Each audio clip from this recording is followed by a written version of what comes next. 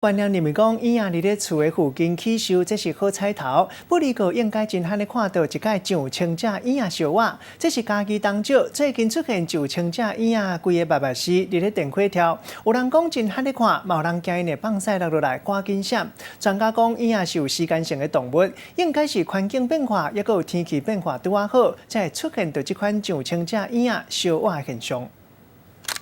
一阵婴仔吊伫咧电线顶悬，排甲真济，数量有上千只，排甲目睭敢若是咧徛卫兵，遮尔奇特又阁壮观的景象，当地民众看法是无相共。这8点以前啊，8点的赛动年一直放。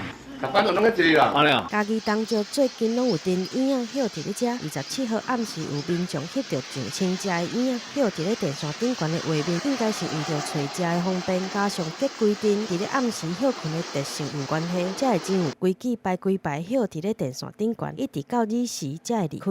可能是地理环境，然后天气的变化也有差。我们观察已经进入了第7年了，第一次这样子，天天数的话哈。 差不多有1015只。